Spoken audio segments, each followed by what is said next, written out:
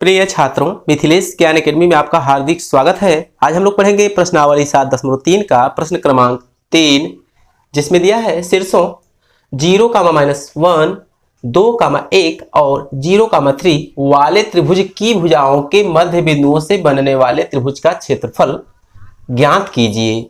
इस क्षेत्रफल का दिए हुए त्रिभुज के क्षेत्रफल के साथ अनुपात ज्ञात कीजिए। तो प्रश्न काफी टेढ़ा मेढ़ा है, यहाँ पर आपको बहुत ही बारीकी से समझ लेना है।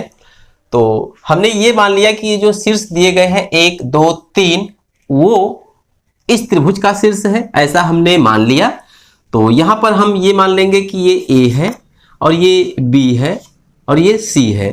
तो जो 0, -1 है, A का निर्देशांक मान ले रहे हैं -1 और 2, 1 B का निर्देशांक मान ले रहे हैं 2, 1 और 0, 3 C का निर्देशांक मान ले रहे हैं। तो यहाँ पर आपको ध्यान ये देना है कि इसके मध्य बिंदुओं से, अर्थात यहाँ पर कुल 3 भुजाएं हैं। देखिए, एक भुजा है CA, तो इसका मध्य बिंदु यहीं कहीं पर होगा। दूसरी भुजा है AB, इसका मध्य बिंदु यहाँ पर होगा और BC एक भुजा है, इसका मध्य बिंदु यहाँ पर होगा। तो प्रश्न हमसे कह रहा है कि तीनों भुजाओं के मध्य बिंदुओं से बनने वाला जो त्रिभुज है, तो इससे भी एक त्रिभुज का फॉर्मेशन होगा। ध्यान से देखिए, यदि हम इसको यहां से मिला दें और इसको यहां से मिला दें और इसको यहां से मिला दें, तो देखिए एक त्रिभुज हमको फिर से मिल गया है, नया वाला। ये हम पेंटेड कर दे रहे हैं, ये वाला त्रिभुज। तो ये जो त्रिभुज है इसका क्षेत्रफल हमें ज्ञात करना है और जो पुराना वाला अर्थात जो बड़ा वाला त्रिभुज है उसका भी क्षेत्रफल ज्ञात करके दोनों का अनुपात हमें बताना है कि किस अनुपात में ये लोग हैं। तो यहाँ पर सबसे पहले हम ये जानेंगे कि जो छोटा वाला त्रिभुज तैयार हुआ है इसके शीर्ष का निर्देशांक क्या होगा। तो इसके शीर्ष का निर्देशांक ज्ञात करने के लिए हम मध्य बिंदु के निर्देशांक वाला सूत्र यहाँ पर अप्लाई करेंगे। तो कहने का मतलब जो इसका निर्देशांक होगा A और B के मध्य बिंदु का निर्देशांक हो जाएगा। तो इसे हम P नाम दे देते हैं और इसे Q, इसे R। तो आइए अपने हल में सबसे पहले लिखेंगे कि माना ये बिंदु A है, ये बिंदु B है और ये बिंदु C है। तो यहाँ पर हमने मान लिया कि ये बिंदु A है और ये B है और ये C है। इसके बाद हमें क्या मान लेना है कि A, B का मध्य बिंदु P है और B, C का मध्य बिंदु Q है और C, A का मध्य बिंदु R है। तो ऐसा भी हम मान लेंगे। तो यहाँ पर हमने फिर से मान लिया कि भुजाओं AB, BC तथा CA के मध्य बिंदु क्रमशः P, Q तथा R हैं। तो मध्य बिंदु का निर्देशांक ज्ञात करने के लिए हम उसी सूत्र का प्रयोग करेंगे। तो यहाँ पर लिखेंगे मध्य बिंदु का निर्देशांक। तो मध्य बिंदु के निर्देशांक का सूत्र आप जानते होंगे, नहीं भी जानते हैं तो कोई बात नहीं, x1 + x2/2 होता है, काम लगा देंगे। y1 + y2/2 होता है, तो इसे हम एक ब्रैकेट में रख देंगे। अब इसी का इस्तेमाल हम इसको ज्ञात करने के लिए, इसको ज्ञात करने के लिए और इसको ज्ञात करने के लिए करेंगे। तो सबसे पहले A और B के मध्य बिंदु का हम निर्देशांक ज्ञात करेंगे। तो यहाँ पर लिखेंगे P का निर्देशांक। तो यहाँ पर आपको बहुत ही ध्यान से देखना है, लिखेंगे बराबर के नीचे बराबर। देखिए A और B को आप ध्यान से देखिए, A वाले को x1 y1 मान लेंगे और B वाले को x2 y2 मान लेंगे। तो हमारा फार्मूला है कि x1 + x2/2 अर्थात 0 + 2/2 काम लगा देंगे और -1 + 1 -1 + 1/2। ये रहा P का निर्देशांक और इसे हम लिख सकते हैं 0 में 2 जोड़ देंगे तो 2 मिलेगा और /2 काम लगा देंगे। -1 + 1 0 हो जाता है, तो ये हमको देगा 2 में 2 से भाग देंगे तो 1 और 0 में 2 से भाग देंगे तो 0। तो बिंदु P का जो निर्देशांक मिला है 1, 0 मिला है। तो यहाँ पर हम 1, 0 लिख सकते हैं इसका निर्देशांक। ठीक इसी प्रकार अब हम Q का निर्देशांक ज्ञात करेंगे। तो यहाँ पर लिखेंगे Q का निर्देशांक बराबर, तो Q का निर्देशांक अर्थात BC के मध्य बिंदु का निर्देशांक। तो यहाँ पर लिखेंगे BC के मध्य बिंदु का निर्देशांक। तो बराबर के नीचे बराबर लिखेंगे। अब आप B को और C को बहुत ही ध्यान से देखिए, B वाले को x1 y1 और C वाले को x2 y2 हम अपने मन में मान लेंगे। तो फार्मूला हमारा है कि x1 + x2/2 अर्थात 2 + 0, ध्यान से वहां पर देखिए 2 + 0/2 काम लगा देंगे और 1 + 3 1 + 3/2 ब्रैकेट क्लोज कर लेंगे। तो यहाँ पर देखिए 2 में 0 जोड़ेंगे तो हमको मिलेगा 2 और बटे 2 है ही। 1 में 3 जोड़ देंगे तो 4 मिलेगा और बटे 2 पहले से ही है। तो ये हो जाएगा 2 में 2 से भाग देंगे 1 और 4 में 2 से भाग देंगे तो 2, अर्थात 1,2 हमें बिंदु Q का निर्देशांक मिला है। तो यहाँ पर हम Q के निर्देशांक को लिख सकते हैं 1,2। अब बचा है बिंदु R और बिंदु R का निर्देशांक ज्ञात करने के लिए हम CA के मध्य बिंदु का निर्देशांक निकालेंगे।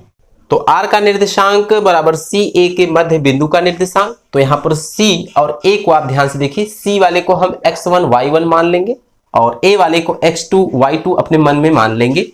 तो यहाँ पर हम लिखेंगे बराबर की नीचे बराबर, फार्मूला है x1 प्लस x2 बाई 2, अर्थात 0 प्लस 0 बाई 2, 0 प्लस 0 बाई 2 कामा लगा देंगे। y1 प्लस y2 बाई 2 अर्थात 3 माइनस 1, 3 माइनस 1/2 ब्रैकेट क्लोज कर लेंगे और ये बराबर हमको देगा 0 में 0 जोड़ेंगे तो 0 मिलेगा बटे 2 कामा लगा देंगे।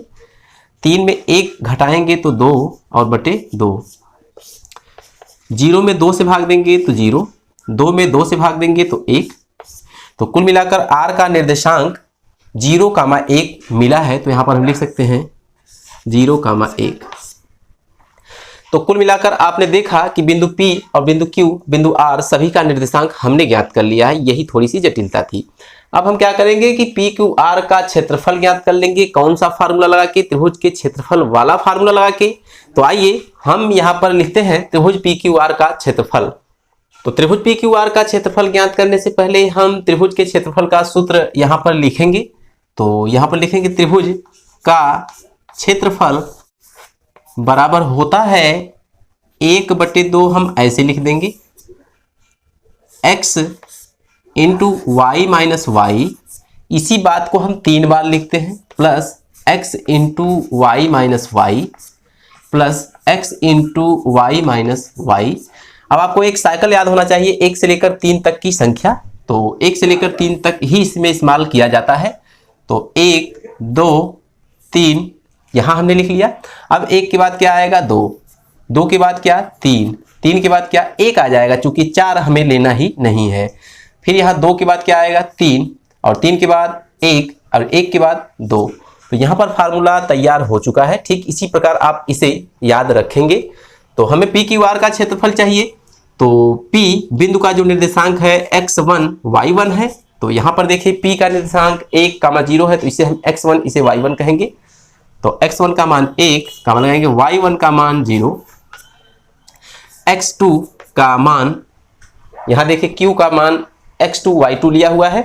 तो इसे हम लिखेंगे x2 बराबर 1, y2 बराबर 2, फिर x3 0 और y3 1, ये वाला 1। तो यहाँ पर लिखेंगे त्रिभुज PQR का क्षेत्रफल बराबर 1/2 ज्यों का त्यों बाहर रहेगा। इसी फार्मूले में हम इन मानों को रखने जा रहे हैं।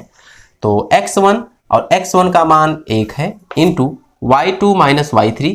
तो y2 का मतलब 2 माइनस y3 का मतलब 1 और प्लस x2 और x2 का मान 1 है, y3 माइनस y1। तो y3 का मान 1 है माइनस y1 और y1 का मान 0 है, प्लस x3 और x3 का मान 0, y1 माइनस y2, y1 का मान 0 माइनस y2 का मान 2 है।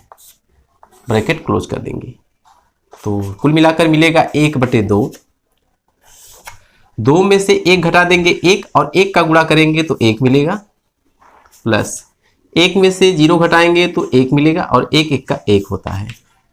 और यहाँ पर देखिए प्लस 0 में इस पूरे ब्रैकेट के साथ गुणा किया जाएगा, 0 मिलेगा हमको। तो 1 1 2 अर्थात 2/2 बराबर 1 वर्ग मात्रक लिख देंगे, वर्ग मात्रक, अर्थात ये त्रिभुज PQR का क्षेत्रफल है। तो अब इसके बाद हम त्रिभुज ABC के क्षेत्रफल को ज्ञात करेंगे। उससे पहले हम x1 y1 x2 y2 x3 y3 को यहाँ पर हम लिख लेते हैं। तो यहाँ पर लिखेंगे त्रिभुज ABC के लिए।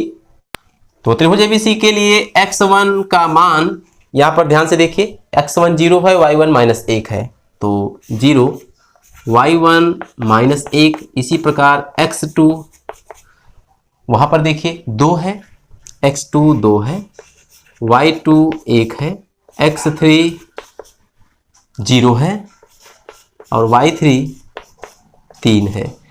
तो कुल मिलाकर x1 y1, x2 y2, x3 y3 हमने यहाँ पर लिख लिया है। अब हम त्रिभुज ABC का क्षेत्रफल ज्ञात करेंगे, उसी फार्मूले में रखेंगे। त्रिभुज ABC बराबर 1/2 ज्यों का त्यों रखेंगे।